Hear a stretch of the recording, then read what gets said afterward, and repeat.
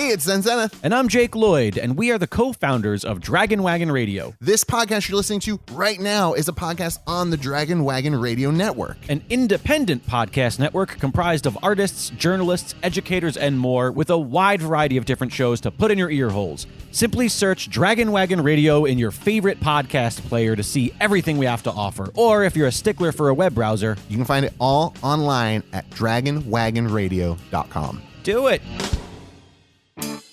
It's the greatest mystery in literary history. A divisive question with highly contested answers. Who was the writer behind the pen name William Shakespeare? Welcome to Don't Quill the Messenger.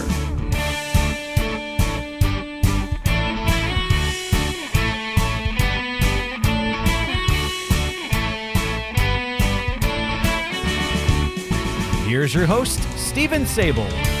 Welcome back, Quillers, to our 34th episode of Don't Quill the Messenger. We're so glad that you have been with us through 34 exciting episodes. Today, our guest for the series is critically acclaimed novelist and playwright, as well as university professor in theater and English department at Guelph University.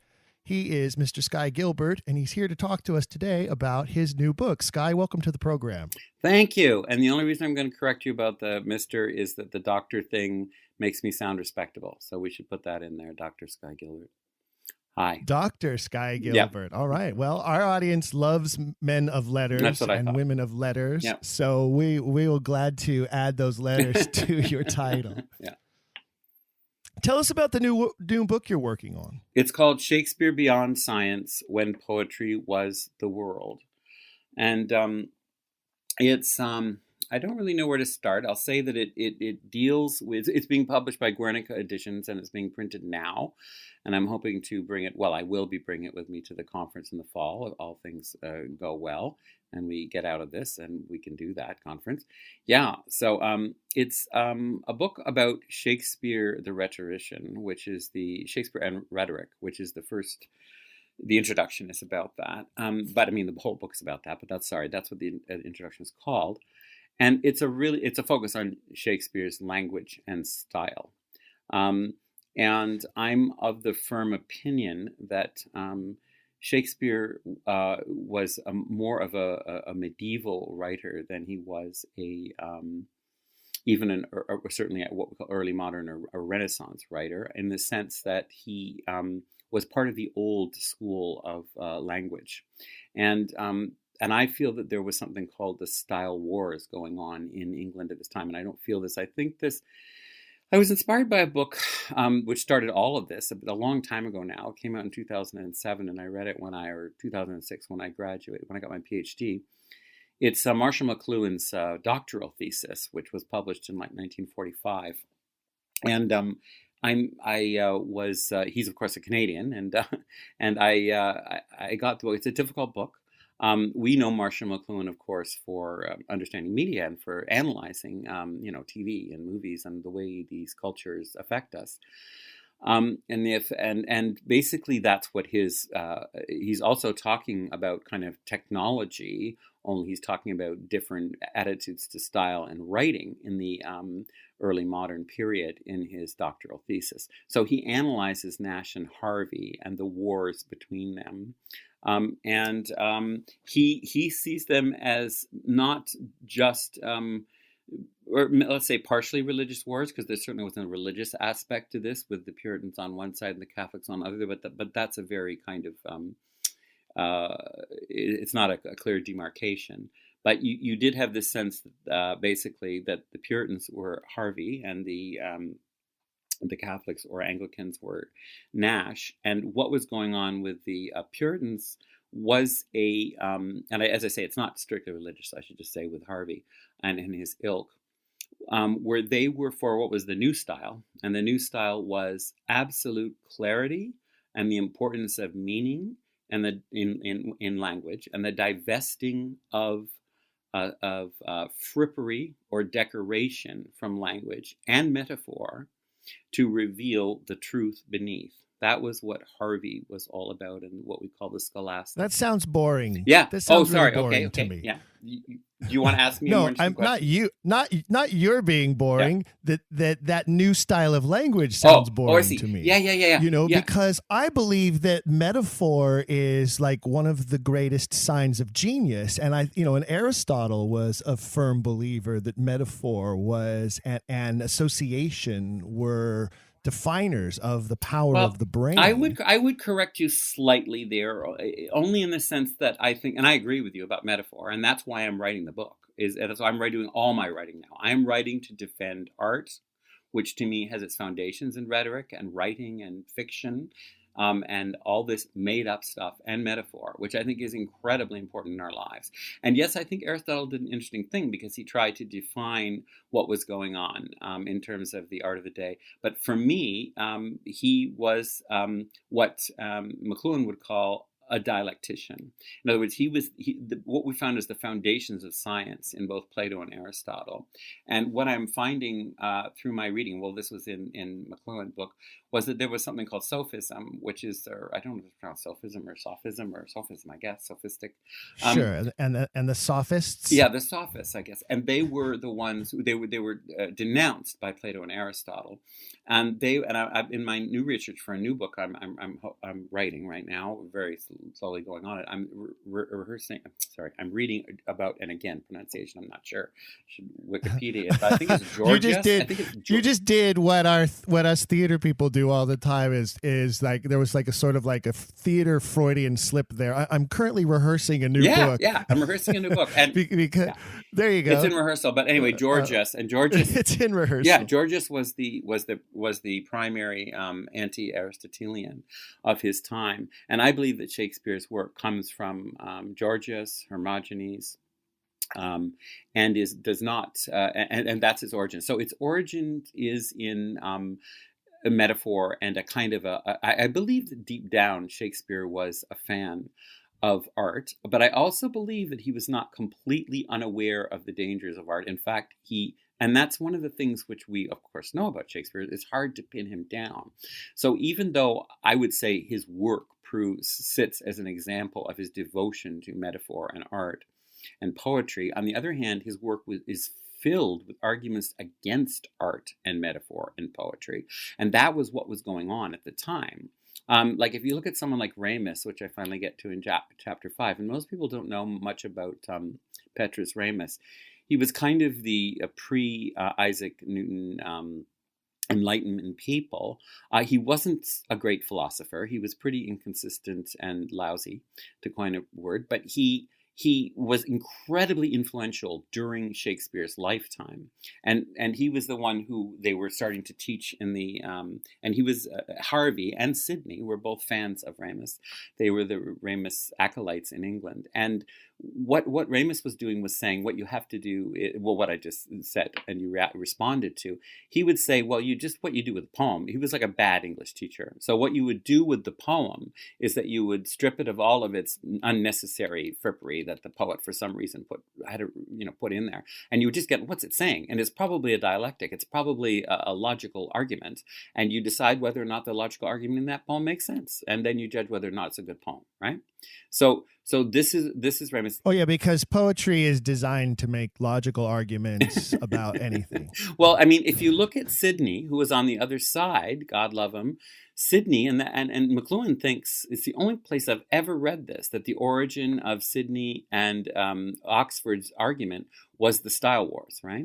And Sidney was, in fact, that they were having a fight over words in the tennis court. Now, I know that no one knows for sure, and I don't know where McLuhan came to that conclusion, but I found it fascinating that he put that in there. He's not an Oxfordian, obviously, but he just noticed. Well, we've had several episodes with various guests who believe, and including specifically one of our most popular guests, Dr. Earl Showerman, who has talked extensively about Shakespeare drawing from the classics classics, especially the classic Greek. Yeah. So when you say Shakespeare was more of a medieval writer, I think I would go even further and say that he was more of a classical. Oh no, writer. I think he's totally a classical writer, and and you have to understand that in the Dark Ages they did not, or in what we call Dark Ages, the Middle Ages, they did not have no learning. It's just that the learning was in the monasteries and in the religious institutions. And yes, there was a resistance to the classics until then. So in that way, I suppose yes. In that way, he is Shakespeare a humanist, though I would argue that to some degree, and he is a typical early modern Renaissance writer in that he's totally devoted to, I would say, the influence of the Greek, especially on him, is and Roman, of course, and with Ovid and everything, is absolutely huge. But what I mean by medieval is that he chooses a certain style of writing, which was closer to a more ancient medieval and in fact Greek style than it is to the new style, which I associate with Ramus and Harvey and the Puritans, which was coming up, right? So now I'm a little bit lost in what I was talking about, but well, you were talking a little bit about the fact of these writers also being rhetoricians and the rhetoric that was involved, and yes, I wanted to mention the war between I wanted to mention Sydney that Sydney and Oxford. Thank you. Yeah, I wanted to mention that Sydney was on the other side. If you read defensive poetry, and when we talk about the Ramus and cutting away the frippery, the defensive poetry that Sydney gives is that it's lovely that he decides to defend poetry, but he defends it for the wrong reasons. He defends it because it is a better teacher than school, right? This is what the Harvey and this is what the Ramus people thought. And Shakespeare did not believe that. Shakespeare, I know for sure that Shakespeare, like I know, people aren't supposed to, the way we think of Shakespeare, ever say that we know Shakespeare thought this or that. But to me, it's in the work quite clearly true that his work is not about teaching, not in the way that you come back with a moral from a Shakespearean play. You come back with a search for knowledge, and you come back with what I'm beginning to understand now, which is a Georgian principle, and is actually a principle of skepticism. And I'm now beginning to believe that Shakespeare was also a skeptic in the classical Greek sense, and that he read all this stuff and knew it from the get-go, right? And the thing about skepticism is that you accept many different warring opinions, and then there's a certain calm, a philosophical, perhaps even mystical calm that comes resting in this place of uncertainty, right? And this is for the reader or the viewer or the audience of a play. And you don't come out of it going, for instance, with Macbeth, a classic, I always cite that speech that was, the translation of Macbeth, which I don't have in front of me, but the one by, not translation, sorry, the rewriting, adapting of Macbeth by Garrick, and it's like, the hell draws me down. I am being dragged to the depths by my sins, and oh God, help me! No, I feel myself, being dragged down by whatever. So that's what Garrick wrote for him. I'm paraphrasing, of course, but Macbeth never says that. And if he was writing a moral tract, he should say. If Shakespeare was writing a moral tract, Macbeth should say that. What does Macbeth talk about at the end of Macbeth? Language. He talks about how stories have become meaningless. He talks about a lot, and of course he has his final conflict is with the witches about what did you mean by what you said, and why did you bewitch me with your language? So the play is, like all Shakespeare's plays, in my view, ultimately about language. And it's not only is language important to Shakespeare, but his plays are about that. Words. Oh yeah, there you go. Hamlet's lovely little, right. Yeah. Right. There's Hamlet's wonderful response to Polonius. Yeah. What do you read, my lord? Yeah. Words. Oh, that's a very I think you're right, especially about Macbeth, because if you compare Macbeth and what you just said about his character and how he realizes what is happening to him, but he doesn't lament the outcome, he laments the process. Mm-hmm. It's quite different than what we see, say, in Kit Marlowe's play, Dr. Faustus, where at the end of the play, Faustus laments the outcome and attempts to repent. Mm-hmm. Oh no, absolutely. Yeah, and it's important to. I think that what happens in Macbeth, in all of Shakespeare's plays, really, are that people are in the, especially with his tragedies, they're specifically in the tragedy of dream, metaphor, magic, and words. But on the one hand, Shakespeare isn't actually condemning words or language or metaphor. But on the other hand, he's very conscious of what can be the tragic consequences of believing too seriously. Let's put it this way: of taking poetry as truth. I'm working on Titus Andronicus in my next book, and one of the reasons I took it on is because I thought there's a play that I don't want to read, that I'm not interested in, that everybody dismisses as being perhaps not Shakespearean or whatever. Why does everybody hate Titus Andronicus? I love Titus Andronicus. I think it is actually one of the most beautiful plays in the canon. If you step past the blood and gore, which is very Greek, by the way, I believe the play, in fact, is a tremendous homage to Greek tragedy. But if you get into the metaphors in the language and the beauty of the language and the laments that Titus and his brother Marcus have in that play as well, are so heart-wrenching and just so beautifully written. It's a magnificent play. Oh yeah, no, I agree with you. And I think, for instance, and one of the paradoxes about a man who was in love with paradox, Shakespeare, is that Aaron, who has nothing, he's like Iago, he has not, the black man with nothing redeemable about him, at a time when black had so many connotations metaphorically that we'd find racist today. But anyway, he is the evil man, and he speaks as beautifully as another person of color, Caliban, at times. So it's important to know. Yes, that play has that stuff in it, and it also has. What I'm wanting to take on, because I found an essay that for me solves Titus. And it's all about this notion it's all about Ovid, because the play is steeped in Ovid. Or is it Ovid? Here I go again. Somebody's going to be annoyed because I didn't pronounce it right. But whoever that... You say Ovid, I say Ovid. So, let's call the whole thing. At any rate, it's steeped in Ovid, and I'll use that for a while. And because the situation is that this is the theory that one writer has. I find it fascinating that what Shakespeare was doing. Okay, let's do it. This is mine. Okay, I have to get onto this. So what happened with the Arthur Golding's translation? So the way I see it, Arthur Golding and other people, I think have mentioned this, who translated Ovid's Metamorphosis, no one, he didn't do anything else like that, as far as I know. Like, he was very famous for translating Puritan tracts. In other words, Golding was a very boring, learned man, not unlike Harvey and other Puritans. And but that was the uncle of this little boy who was, what was he? We don't know, maybe 12 or something when he was translating this with his uncle. And I think probably what happened is that it was a project for the young, this is all speculation, but for the young Oxford. And he wanted... It was the greatest homeschooling project of all time. Oh, yeah. Which is very interesting in this time right now where so many people are homeschooling right now because of social distancing requirements and that kind of thing. And so you're saying that Arthur Golding said, I have this brilliant young nephew. I need to keep his brain occupied on something. Here, kid.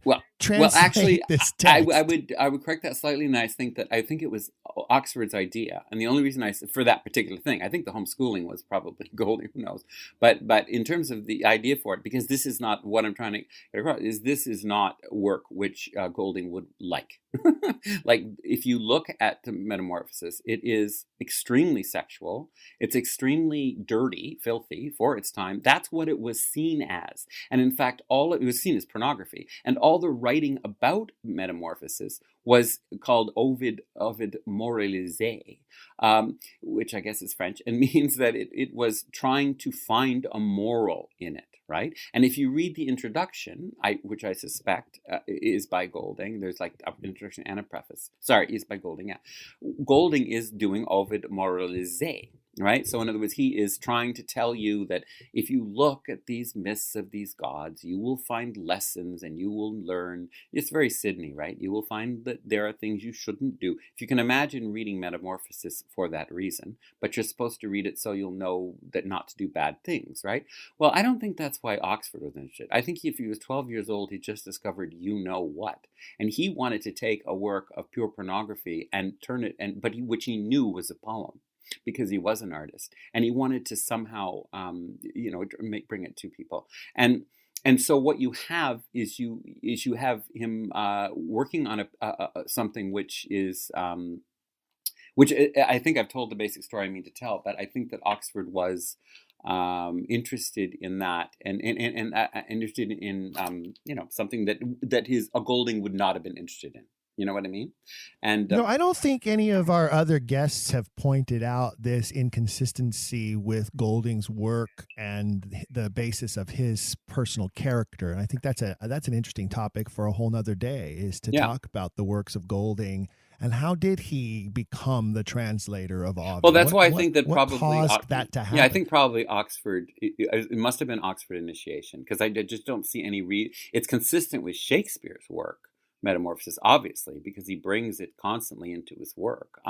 So then I get into this whole thing about Titus. I'm almost there, which is that in Titus, you have this moment when Lavinia is trying to tell of her rape, and she is compared constantly in the play to Philomel, who is the bird that I can't remember now who the name of the young woman who was raped, but at any rate, right, she is compared to that's a woman who is raped in the myth, and then she's turned into a bird, Philomel. And I think that, and so what happens in the play is that Lavinia, who's compared to Philomel, when she's trying to talk about her rape, she can't talk because her tongue has been cut out, and so she goes to the works of Ovid to tell her story, right? And then, of course, there's there's many Ovid references, but there's one at the end when he serves the children of what's her name? Tamara, is that her name? Tamara. Yeah. To her. He kills her kids and her sons and feeds them to her, and then says, "You just ate your sons," which everybody saw. Sorry, I'm laughing. There's another stay-at-home order reference there. Everybody's baking right now, so Titus bakes a nice pie of the two sons of Tamara and serves them up to her. That's very funny. No, that's true. So anyway, cheer the neighbors up, leaves them on their door. So anyway, he does this at the end, and people are like, what is this horribleness? Well, this theory I read, which I just think is fascinating, is that what Shakespeare is doing in that play is that he's attacking Ovid moralisé. In other words, and he would have written it not that long after, or at least closer to his translation of Ovid than the other plays. And what he's doing is he is saying, if you try to apply art as a moral purpose, it doesn't work. Because here is Titus doing something literally. Like, the characters do things that they think are from Ovid, that they think they've read in Ovid, and they think this is what we should do, and taking it as a moral lesson. And Shakespeare is breaking with all of that. Oxford is saying, I don't want to moralize. Art is not for morality. If you go to it, this is what happens. Right? Do not go to art. Do not go to metaphor. Metaphor isn't something that you look for a lesson in, and it really messes things up if you do. I found this a fascinating analysis, and I think it's quite true. So, there's another level to that, and it's something I have mentioned on the program before, but that you and I haven't had a discussion about. But there's another level to that in Titus, in that it has a transition that occurs in the middle of the play when everyone goes from this sort of Old Testament ideology of eye for an eye, tooth for a tooth, and the sacrifice of sons to a New Testament ideology of turn the other cheek, forgiveness, and the ultimate sacrifice of a son has been made, and so we no longer have to think that way anymore. And it happens after the clown arrives, and the clown uses the name of Saint Stephen, the first Christian martyr, to try to protect himself from Saturninus's wrath for delivering this terrible news to him. And suddenly you have this clown in ancient Rome referencing the first Christian martyr, and a transition occurs in the characters that involves, in the very end, Lucius deciding to forgive Aaron in the sense of he will raise his half-breed son as his own. Mm-hmm. No, I get all of that, but I'm always a little bit, and I have to go back to my Titus, but I'm also a little bit, I think that a lot of his plays, Shakespeare's plays, have, like for instance, characters end up married at the end of Twelfth Night, right? My argument would be, yeah, except for the fact, so it's a conservative play. It's a play about how wonderful marriage and family is. Well, first of all, we spent most of the play being enraptured by cross-dressing and people being sexually obsessed with other people. And I think there's quite a bit of homosexuality in Twelfth Night with Antonio and Sebastian. So that's what's entertaining us. And instead, and don't forget that Twelfth Night was based on a play called what's called, the Indianani, or I can never get that title, but that's something that Oxford saw, which was actually a play about dirty homosexual pedants chasing after their male students, right?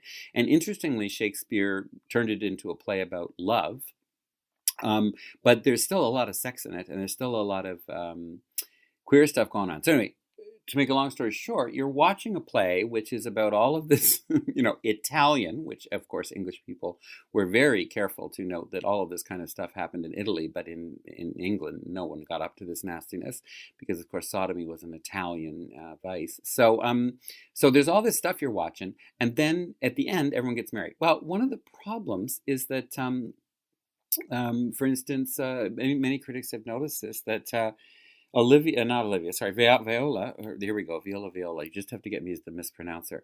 She, and it never changes out of her male clothing, right? And many people have noticed this, that she's going to do that, but the end of the play presents us with, this couple who are two males who are getting married, right? And the other thing I'd argue is Malvolio's mad list does never get resolved. And his situation never gets resolved. He runs out screaming, which, leaves him not in a great place. And it's, so in other words, what I'm trying to say by all of this is that Shakespeare's endings are, I would say, a combination of what is required of the time and what is required of the genre, and just a sense of finishedness, right?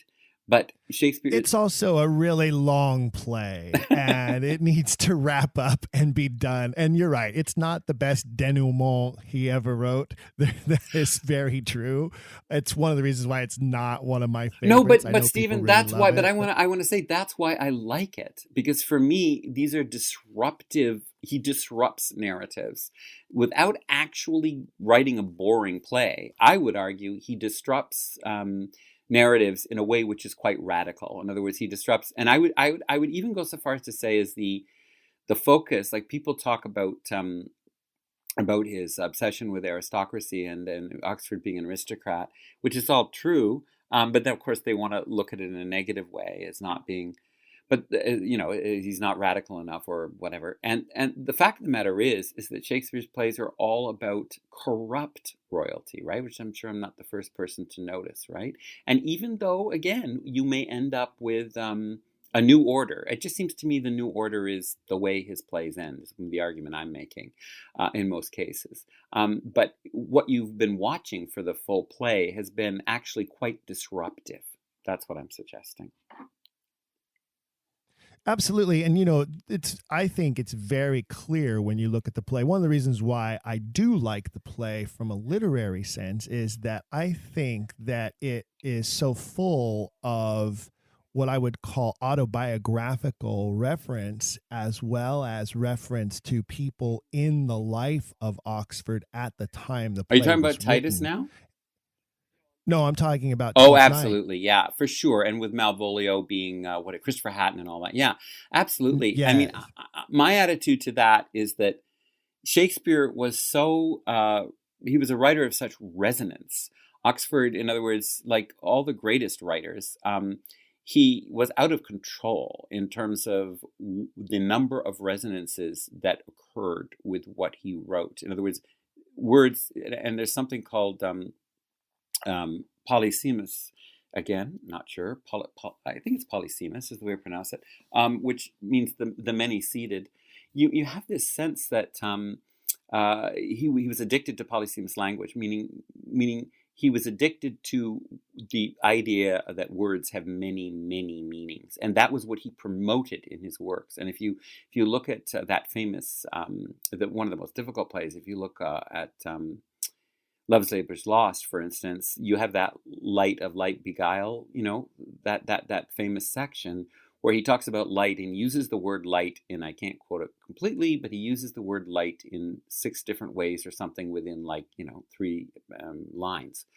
And so but Shakespeare does it all the time. He doesn't just do it in that one instance. That's kind of the most, it sort of stands out as a really showing off when he does that, of that technique. Because for Shakespeare, the fact that words had many, many meanings was profound and important. And so now I've gotten a little lost in my own verbiage here. Speaking of words. But that connects directly back to this attraction to the Greeks and to the Greek language. Mm-hmm. For instance, my friend Dorothea always likes to point out that in the Greek language, there are like 15, 16 different definitions for the word love. Right. And because there are at least 16 different forms of love, but here in our language, we have one word, love, and it's supposed to encompass all these different forms.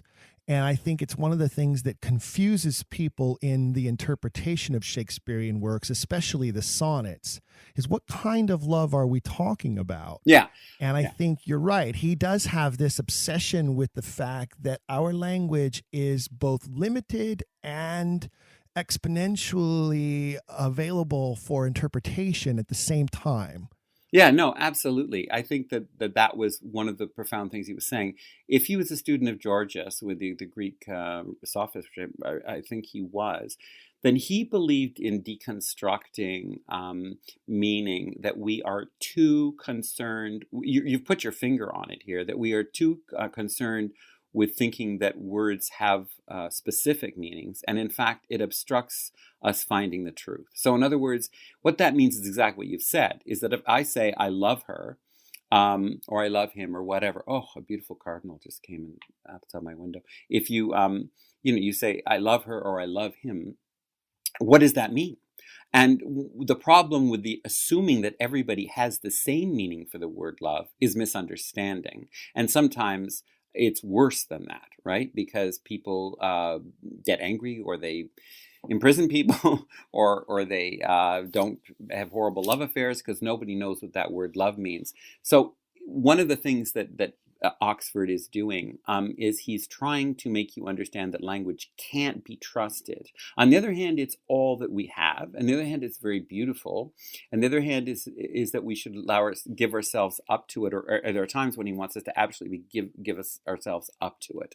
I mean, Georgius talks about how, or Gorgias, or however you pronounce his name, talks about how language is actually hypnotic and actually can bewitch you. And this is all over Shakespeare. But I would say definitely that this is one of the problems I have with the basic academic approach to Shakespeare, which is, can we just find out what he really meant? And when you referred to, because he didn't, that's not what Shakespeare was doing. Like, he wasn't trying to get you to figure out what he really meant by a passage. He was trying to bewitch you and magically seduce you, entertain you.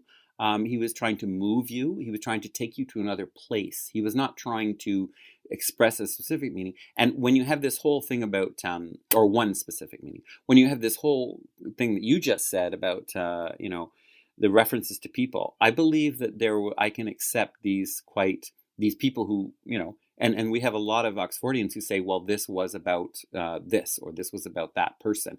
And I think that that's all within the range of meanings that he did. On the other hand, I would say, Twelfth Night is not about Christopher Hatton. He didn't write it because he wanted to attack Christopher Hatton, but because of the incredible wealth of resonance and his genius, for want of a better word, ability for his language to make allusions and to constantly reference so many things. That was one of the many, right?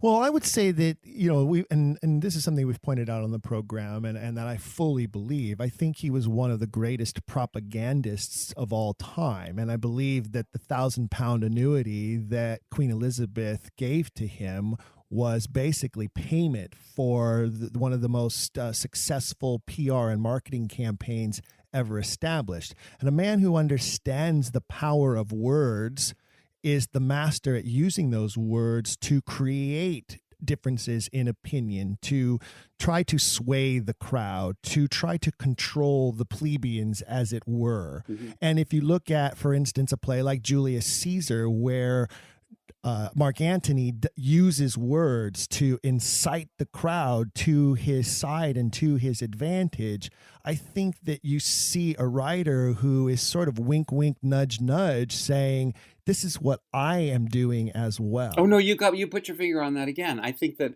one of the things about a rhetorician, about the sophistic tradition, is that they are pointing constantly in what we call a meta-theatrical way in the modern world, constantly pointing out their facility and their technique.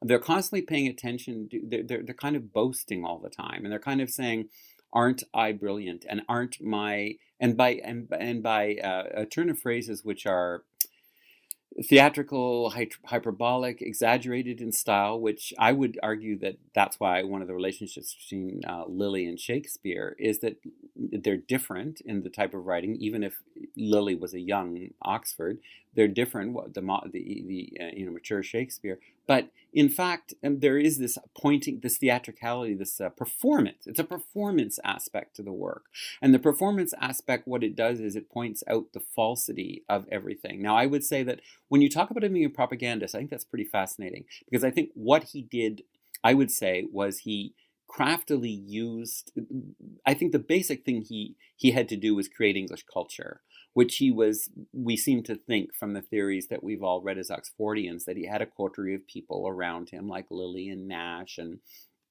Anthony Munday and all these various even more minor people, perhaps Green and all these people, I guess, who were, and these people were in a group who he was co-authoring or helping, or we don't know, or people are researching this. It's fascinating.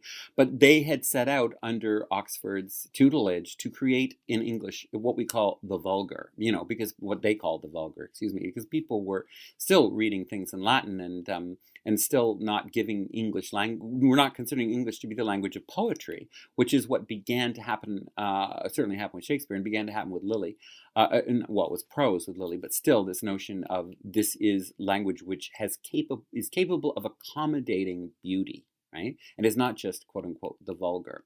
So that was, I think, part of what he did, and I think that may have covered, or all that he did, I think that may have covered a lot of ground for Queen Elizabeth and a lot of people in terms of propaganda. Because when I read the plays themselves, if you read them too closely, like we all know about the Richard II performance and Essex and all of this stuff, when, of course, the Queen did not seem to like it very much. So I think it's possible that he was able to play both ends against the middle, which, of course, is what I'm suggesting. Oh, absolutely. Which is what I'm suggesting. Yeah, and that's brilliant, because, that's exactly his point, right? Is he because he had sort of this, I'd call it even sardonic side to him, where he enjoyed pointing out to her the monster she had created.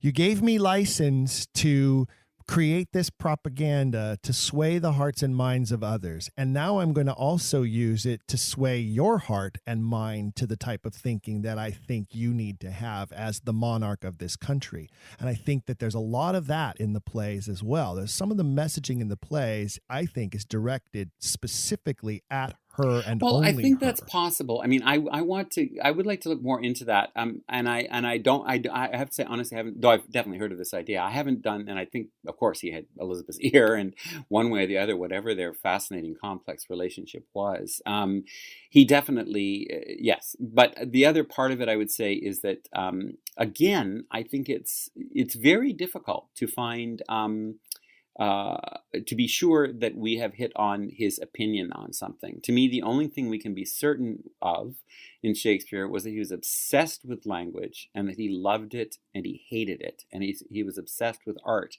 and he loved it and he hated it. And this is part of a kind of a paradoxical position, which is typical of sophists and of the type of writing and the concept of art which Shakespeare had. I want to go on to something else which I mentioned in my book, which I haven't really talked about, and that is Hermogenes. And Hermogenes, I got the idea of Hermogenes because when the few people who've read my book, Alexander Waugh has thankfully given me a kind of a nice comment for it. And one of the things he mentions to me was the Hermogenes aspect of the book. And the thing about this is that I got into Hermogenes because, and I'm pretty sure it's Hermogenes of Tarsus. At any rate, there are a bunch of Hermogeneses, but this is the rhetorician Hermogenes who only lived to age 22 or something and wrote, I think, maybe 4 excellent books. 2 of them we are sure are his writings. And the one which I deal with mostly in my book is a book called On Style. Well, actually, the title is very complicated and could be much longer than that. But anyway, the reason I got onto Hermogenes was because of this thing in the Harvey speech, right, where Oxford visits Sturm. And so then I began to go into this whole Sturm thing. And I thought, what is this Sturm character? And what is the big deal about it, right? And it turns out that Sturm was basically Europe's, one of Europe, you could argue the greatest teacher of his time. But he was the one who, he was obsessed with Hermogenes, okay? So he was the way that Hermogenes was transported into the early modern culture. And other people have suggested that Hermogenes is perhaps a strong influence on early modern writing, but other people say that he's the devil incarnate and horrible and stupid and influenced style badly. He doesn't have a good reputation. But now, the interesting thing about Sturm was also Ramus' teacher, right? This Petrus Ramus, who was the guy who believed in the plain style. But it's quite interesting because I think that what happened is that Ramus took from Sturm certain things, and then he went another way. Because Sturm is definitely mystical, Neoplatonic. He is definitely Castiglione. He is about the art of poetry, the art of the courtier, the art of the perfect rhetorician, all of that stuff, which is not Ramus at all. So anyway, so that's Sturm and that's Hermogenes. So I did some research on Hermogenes. I got his On Style and read it from cover to cover. And it's pretty fascinating because I think that it's clear that Shakespeare got his idea of style from her. And the basic principle, and then I'll try to stop lecturing, but I want people to get this information, is that Cicero had 3 styles, right? So it was the serious and the medium and the frivolous or light, or I haven't named them properly, but there's one for comedy, one for tragedy, and one for in between. And they were very genre specific, right? So if you were writing a tragedy, the whole tragedy would be in this style. So that's when we read something like Gorboduc or contemporary plays by other writers, even people like Marlowe or Johnson, we tend to see a consistent style, like they're either writing in a comic style or a dramatic style or a tragic style. And one of the things that makes what happened with Hermogenes was Hermogenes believed there were 21 21 different styles, which is one of the reasons why he's so confounding for a lot of people, and people dismiss him. But I think this was just what Oxford needed, right? And the 21. Well, certainly, and if you look at certain plays, like one of my favorite plays of all time is Much Ado About Nothing, and one of the reasons why that play is so brilliant is because it incorporates all of those styles. It incorporates all 3 of those Ciceroian formats. There's that element of tragedy to it. There's obviously this great comedy to it, and then you have this sort of in between stuff with the romances that occur in the middle. It's one of the best written plays ever for that reason. Yes, and I think that what happened was that this genre mixing comes from Hermogenes. Because if you if you start with the principle that you should mix the styles, which was the incredibly radical idea that Hermogenes had. In other words, and it's interesting because the chapter he was supposed to write in his book about, it's called Force, which is the final, I think, De Notes, which is the final style of his 21. He never really writes that chapter. So we never really know what this fabulous thing is when you mix all the styles together. He lists all the styles and talks about it and says they should be mixed, but never really gives any examples of it. My notion is that Oxford decided, I will show you what this style is, and I will do it. And yes, so what you find in Shakespeare is that you will be reading along, and it's what makes us capable of even reading it today, is that, and why it's I find it personally even more difficult to read other early modern writers, because of their boring consistency and style. But what'll happen is that suddenly Shakespeare will, insert one of the memorable quotes quite often, which is almost colloquial. Or there will be moments when Shakespeare says things that of course, he invented so many words that we use today, but that he says something, it just seems like your brother just said it over the phone. Do you know what I mean? Like there are times when he gets extremely colloquial, and then other times when, of course, it's the height of dense metaphor, especially in the later Shakespeare poetry. So this was very unique to Shakespeare, and it's why one of the reasons, I'm not saying that he wasn't also a genius and an amazing writer, but the mere fact, part of his genius was choosing to use this Hermogenean style and and it was completely radical for the time. And it also meant, as you say, that genres were mixed. So suddenly a play is comic, suddenly it's serious. And this of course we know was one of the reasons why his work was actually rejected soon after he died. I'm sure it also had to do with the fact that he was Oxford, and whatever nastiness he was up to or scandalousness he was up to had to do with it too. But I think it also had to do with this, was one of the things that people just didn't get, right? Well, it's also why we get what we call the problem plays, Absolutely. Too, right? Like Measure for Measure and Two Gentlemen of Verona. Those are two of the big ones that, Love's Labour's Lost, you mentioned earlier. These are plays that are not as commonly produced. And one of the main reasons for that, I believe, is because of that combination of styles that is so juxtaposed at times that audiences don't know how to receive them. Even Merchant of Venice is a play that I know that producers and directors struggle with because it has so many satirically comic elements to it, but yet then there's these moments of this very seriousness and extremely difficult subject matter mixed together all in one play. And it's a reason why people shy away. I used that term on purpose. They Shylock away from that play. Yeah, well, I would say that it is a comedy. I would argue that it's a comedy, but I agree with you totally. It is a comedy which is complete, like all of Shakespeare's plays, which is constantly genre busting.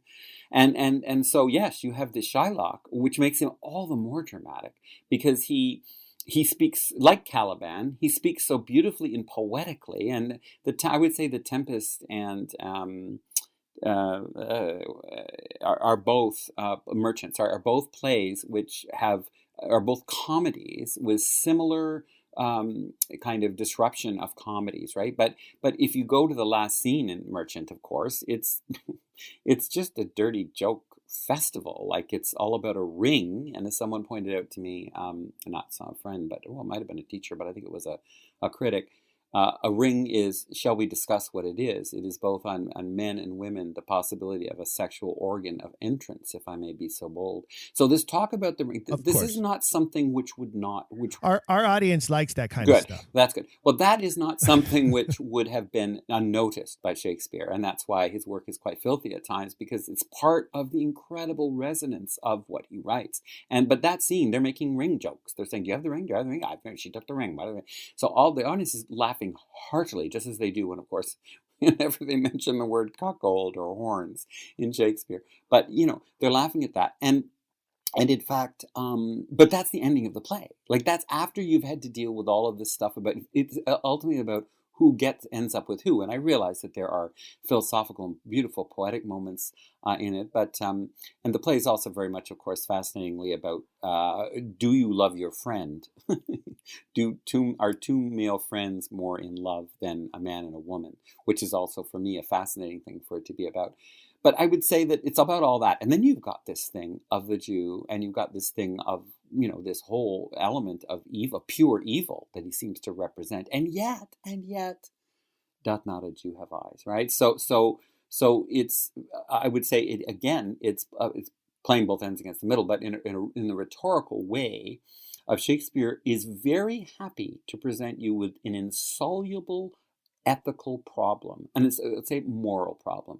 How do we judge the fact that people are still in a tizzy about Shylock is exactly what Shakespeare wanted, right? He wanted people to not know how to react. It's just like my favorite quote about Iago is the motive seeking of motiveless malignity, which suggests that Iago's constantly going about trying to give us a reason for his evil. And he's not really able to come up with one that convinces, except the fact that he's very sympathetic, certainly very eloquent, and even occasionally sympathetic. But anyway, so that's all part of that. But I think he's another character. When you talk about Shakespeare basically style busting, Iago is a great example of style busting. Hamlet is a great example of style busting. Here you have this protagonist who is confounded by this dilemma. There are times when we're so angry at him because of his inaction. He ends up dying this tragic death brought about by his own insistence on ignoring truth. It's Macbeth as the anti-hero is another great one. Richard III is another great one. I mean, it's throughout the canon, as you point out, there are these he plays with things that no other writer of his time wanted to even tempt to play with. No, absolutely true. I consider Hamlet to be my theory is that he actually wrote it for one of his great clowns to play. So in other words, the character is for a clown actor because he does so much clowning, right? But it was a case where there was a clown actor who actually had a huge amount of depth and wasn't doing the kind of just doing dirty jokes, though they're certainly there in Hamlet. But he's doing other stuff, obviously, too. But yeah, and I think it is totally genre busting, that play, because he's kind of a comic character. He's kind of like, why is there no fool in Hamlet? Because Hamlet is the fool, right? That would be one argument, that he's the fool character raised to the jester, raised to a tragic figure. But a lot of what he's about is about what is real and what is not. And the famous quote that is in some Hamlets and not in others, but to me, no one forgets it, is, there's the one, there's so many, but the one I'm thinking of is the one about nothing is good or bad, but thinking makes it so, or something like that. And that is so the nature of your book. Mm-hmm. It's being printed now, as you Yes. say, so it's due to be released very soon. Yes. And tell us the title again, so listeners called, can jot that down and watch for it. It's called Shakespeare Beyond Science: When Poetry Was the World. Yeah. And the nature of your book is to point out that poetry was being used in all of these different ways at the time, and that there was a conflict going on among stylists and among writers that was basically one side or the other, or maybe even a mixed blend somewhere in the middle, that was playing out in the pages, and mainly through poems and plays that were being written at the time. Is that basically what we're talking about? I would say so. And I would say that and Beyond Science is a little bit misleading, because first of all, I want to mention that the book is written for the layman. Like, it's written for anybody who's interested in Shakespeare, or interested in art or literature, and it's very accessible. And it does have a lot of quotations, and it does have a lot of, but my aim is to make it clear to anybody who's got half a brain You know what I mean? You don't have to be an academic and steeped in jargon. You don't have to be a doctor, Dr. Sky, in order to understand your book. Yeah, it's not filled with the jargon, which I do detest. And there's that. But it's called Shakespeare Beyond Science. I actually added the title When Poetry Was the World, and the subtitle on the suggestion of Lynn Kazitsky. She was a little bit recalcitrant, or a little bit resisting of the title Beyond Science. But I think it's important to state that there is science in Shakespeare, but I'm of the theory that when it comes to his fundamental belief, like he had knowledge, because he had knowledge of so much, and there's some science in there. But I quote in my book various instances where he makes fun of science. And of course, there is that other quote from Hamlet of there are more things that are dreamt of, whatever, in your philosophy, Horatio, or whatever, more things. And I think that was basically where Shakespeare was coming from. I think he was a Neoplatonist, and I think he was, oh, there's my computer dinging. I think he was interested in art, right?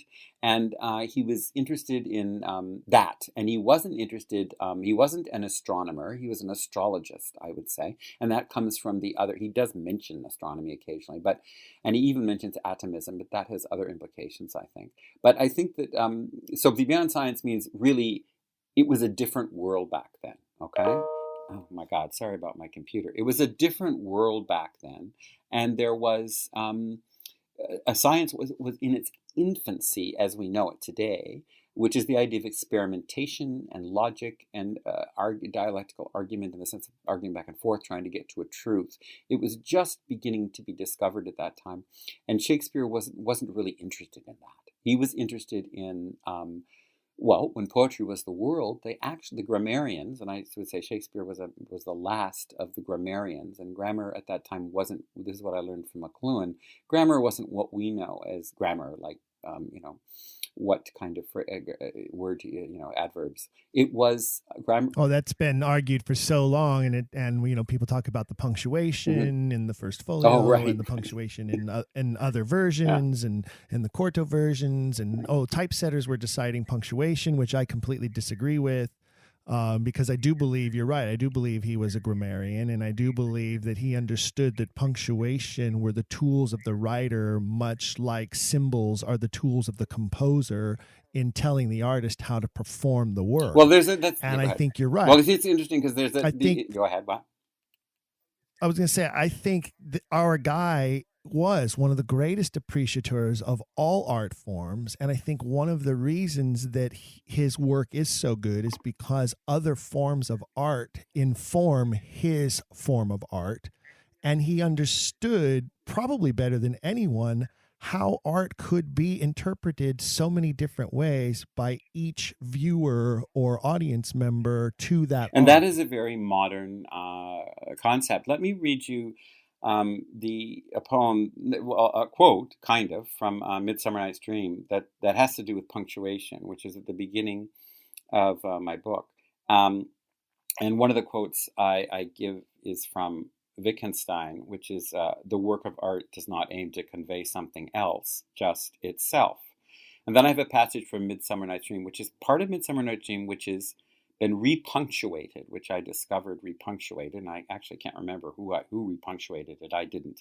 But if you repunctuate a sentence from Shakespeare, you get this from him. Our true intent is all for your delight. We are not here that you should repent you.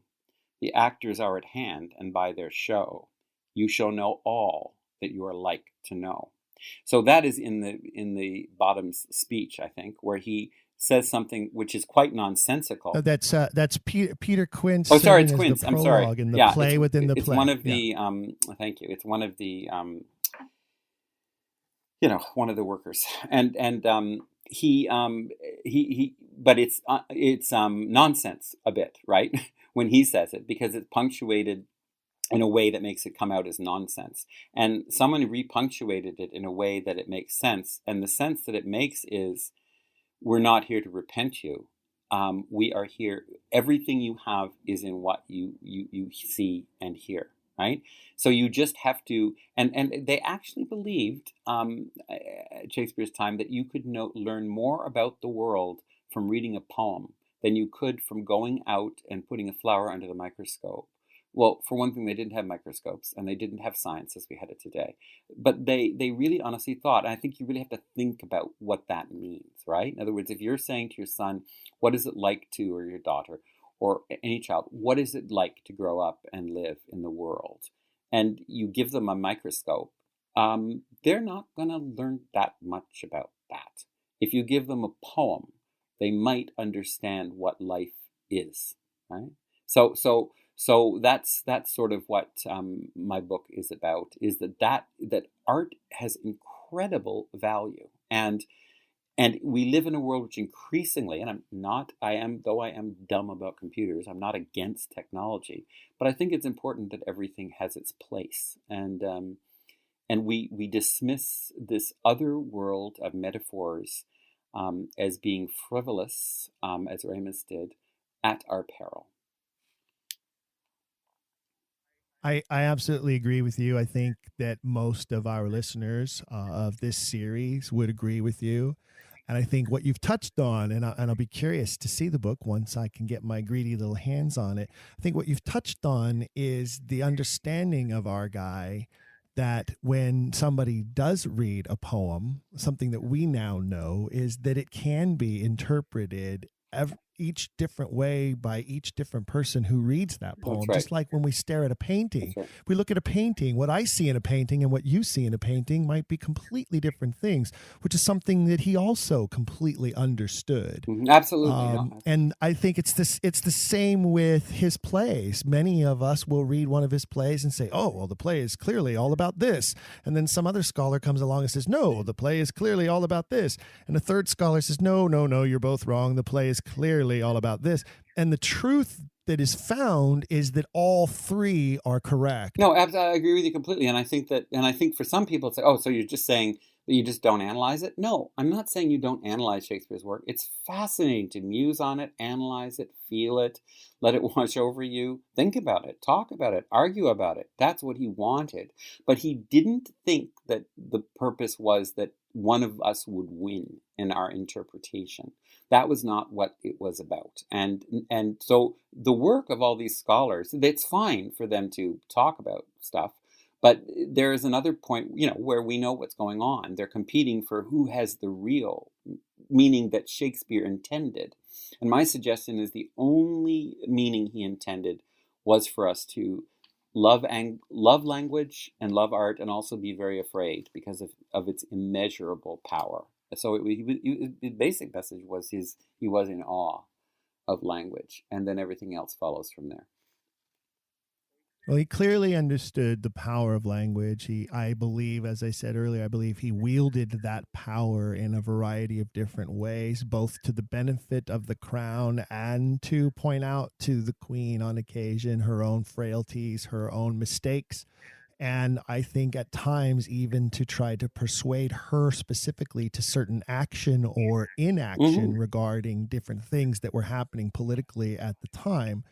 And I think she did find herself in a situation where she created a monster that she could not control. And I believe that both she, William Cecil, and several others in his lifetime sought to control the Earl of Oxford as much as they could.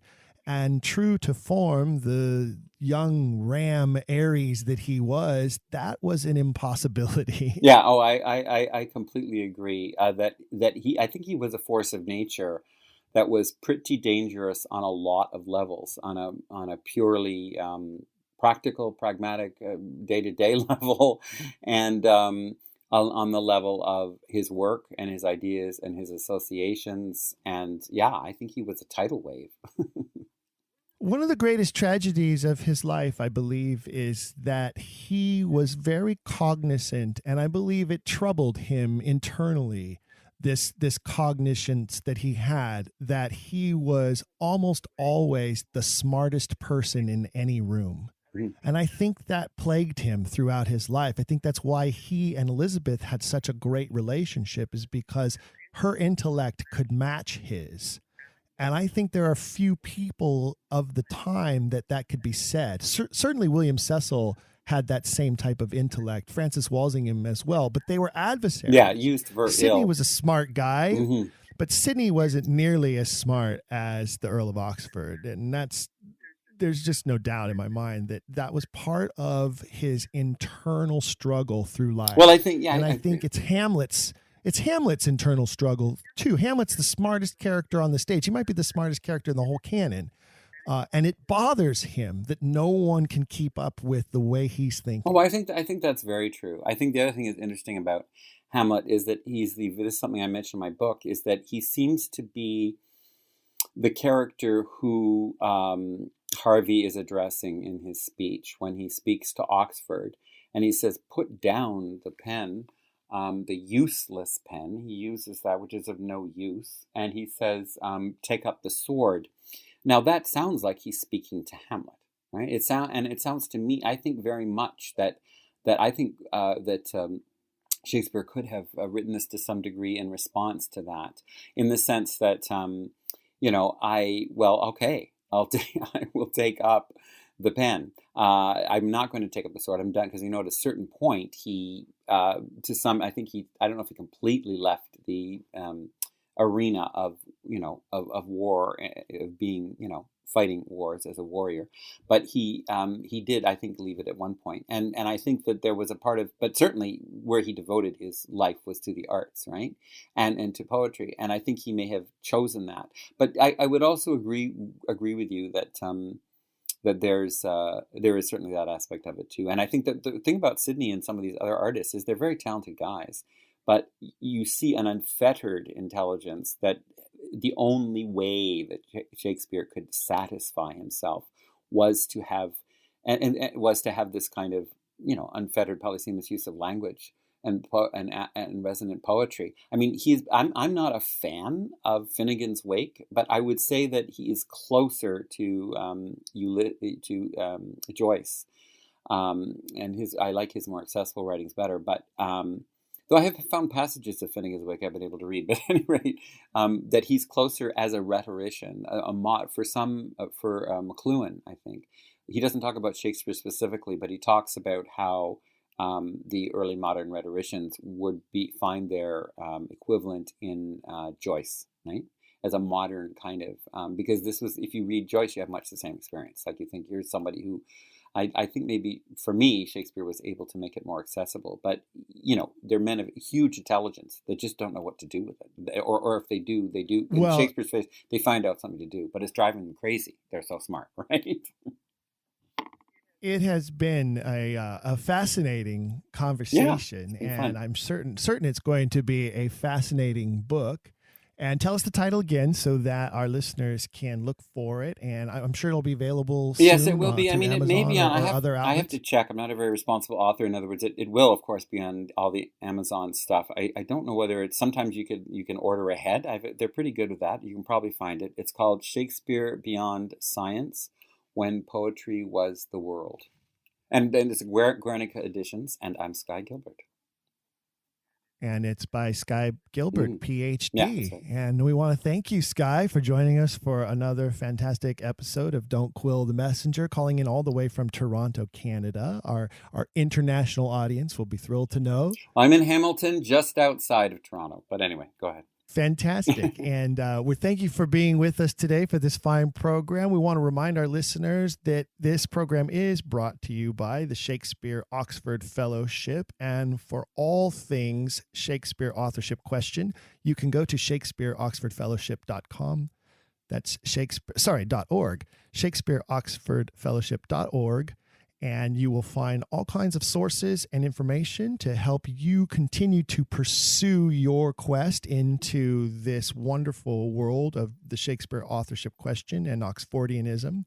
We'd like to remind you to please stream all our other episodes. This is episode number 34. Hard to believe, but fantastic. There are 33 other episodes. If you haven't listened to them, please go find them. Give us a rate and review, if you would, please, on your streaming service. We would love to hear from you as well. So if you'd like to shoot us an email, we love to receive your emails with comments or suggestions about future podcast episodes. And of course, if you want your Don't Quill the Messenger swag, you can go to dragonwagonradio.com, go to the swag page and get your swag on. And one thing we always like to say at the end of every program And it's been true for me, it's been true for you, and I believe it's true for our guest, Dr. Gilbert. Keep asking questions. If you've enjoyed today's episode, please leave a rating and review in your podcast player. For even more, visit our website, don'tquillthepodcast.com. There you can find official merchandise in our shop, as well as a link to our Patreon. This show is made possible by people like you. We hope you'll consider showing your support by becoming a monthly patron, where you'll receive bonus material and tons of exclusive perks. You can also join in the conversation on our Discord and by following us at Don't Quill the Pod on all social media. All of this can be found at don'tquillthepodcast.com, don'tquillthepodcast.com.